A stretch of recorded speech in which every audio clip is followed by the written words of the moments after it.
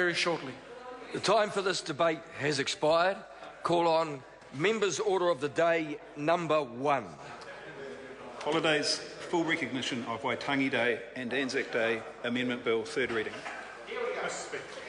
I call the Honourable Member Grant Robertson. On behalf of my colleague Dr David Clark, I move that the Holidays, full recognition of Waitangi Day and Anzac Day Amendment Bill be now read a third time. As many colleagues around the House will know, Dr David Clark is on an Eisenhower Fellowship in the United States of America, and he's asked me to step in and do this third reading, and I'm very happy to do so because this bill was originally in the members' ballot under my name, and there is no truth to the rumour that I ordered Dr Clark away from the building so I could do this. But this bill is one that was also in Darren Fenton's name for a period of time, and I'm very pleased that the Labour caucus members who were involved in the original drafting of the bill will now have the opportunity to speak on it. Mr Speaker, at the very outset, I would like to thank the parties that have supported this bill right from the first reading.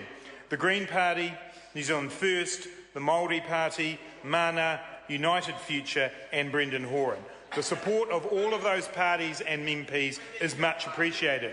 All of those parties have taken this bill as a point of principle, and I thank them very much for sticking to their principles on this issue.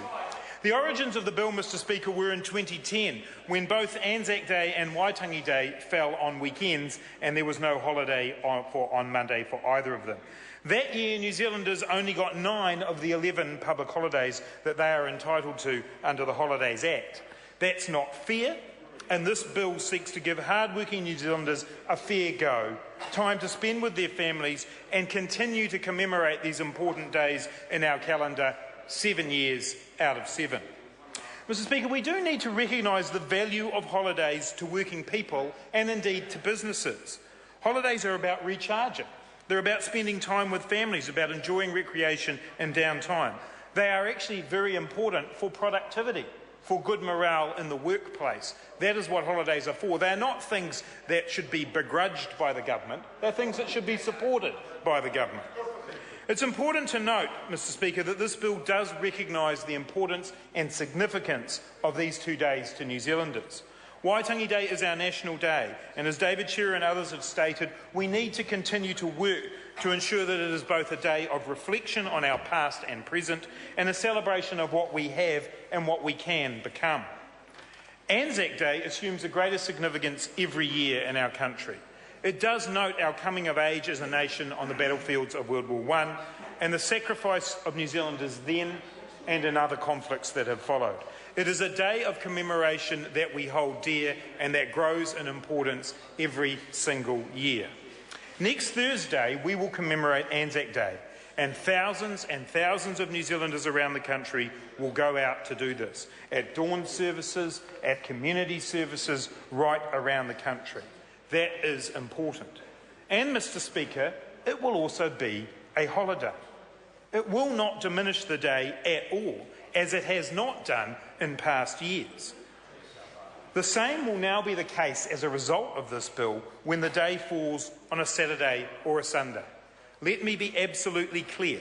The commemorations of Anzac Day and Waitangi Day will continue to be on the 25th of April and the 6th of February every year, as they should be.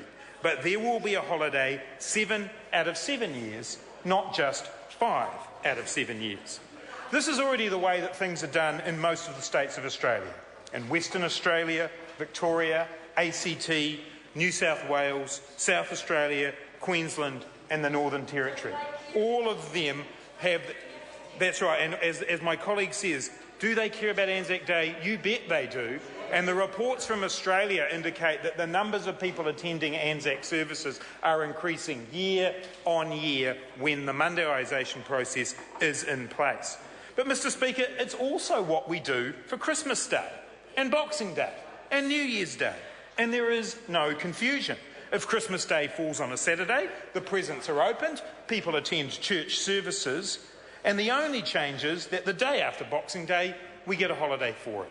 That is what will happen in this case. So, Mr Speaker, workers support this bill in large numbers. but so do many businesses. They recognise the value of holidays for their workers. They also know that the cost of this bill is not huge. It's already dealt with and budgeted for by businesses 5 out of 7 years. And it's simply a matter of making that 7 out of 7 years. And in previous calls, Mr Speaker, I have noted the work that David Farrer, the National Party's pollster, has done, where he has said this represents 0.12% of an annual wage bill. And actually, I want to congratulate Mr Farrer, and it's a pity he wasn't able to influence the National Party for his support for this bill. But employers across the board have been coming forward in supporting this legislation. And I particularly want to acknowledge the Tourism Industry Association, who have strongly supported this bill. In their submission to the Select Committee, Mr Speaker, they said that any costs associated with this bill will be outweighed by overall economic benefit. And that is a statement from the Tourism Industry Association that can be applied right across the board. Real economic benefits will occur as a result of this legislation. Now, unfortunately, Mr Speaker, with all of the parties that I've mentioned for whom we are grateful for their support, the National Party has yet to come around to supporting this bill. Well, it's not too late. It's not too late for the National Party to come on board and get on the right side of history, get on the right side of the other parties in this Parliament. I've got no hope for John Banks, by the way. I'm not asking for him to come on board with it. But there is a chance for the National Party to come on board today and say, we support workers. We support workers having the ability to spend more time with their families. But the track record doesn't look good in terms of bringing them across. Because every time legislation that gives more holidays to workers comes up in this House, the National Party opposes it. Right. And the 4 weeks annual leave, that the sky didn't fall in. Nothing happened that went wrong there. Business productivity and profits went up after the 4 weeks annual leave came in. But National Party, Mr Speaker, still oppose that. But it's not too late. They can come in and say that their commitment to supporting families actually has some reality. That they're prepared to back a piece of legislation that's going to make sure that people have more time with their families.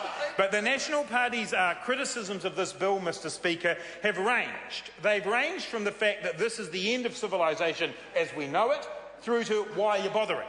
It doesn't make any difference. They need to get a consistent stance on that, Mr Speaker. But in the end, they have the chance today, Mr Speaker, to get on to the right side of history and vote for this legislation. Mr Speaker, many people have asked when this will next come into effect. The next time that this will happen is on the 25th of April 2015, when Anzac Day will fall on a Saturday. The following year, Waitangi Day will fall on a Saturday, and then in 4 and 5 year gaps after that. Mr Speaker, we are not on this side of the House pretending that this is the big issue in industrial relations. We are not saying that. What we are saying is, here's an opportunity to do something, Mr Speaker. Here's an opportunity to give New Zealanders a fair go. Here's an opportunity to give New Zealanders some more time with their families. It's not the biggest thing in the world, Mr Speaker, in industrial relations, but it's important. It represents an important principle that people deserve to have holidays, that those holidays in the law of 11 public holidays should be granted. And Mr Speaker, we know that there are bigger issues out there for workers: the loss of thousands of jobs, wages not keeping pace with the cost of living, the precarious work, the coming changes to employment law from this government. These are all big issues, and they're ones that we need to be working on. This isn't on that scale, but it can do a simple thing for workers, Mr Speaker. It can give them a fair go, and it can give them time with their families. And it continues to ensure that we commemorate these important days in our calendar. Mr Speaker, this is a fine bill, and I have great pleasure in commending it to the House. The question is that the motion be agreed to.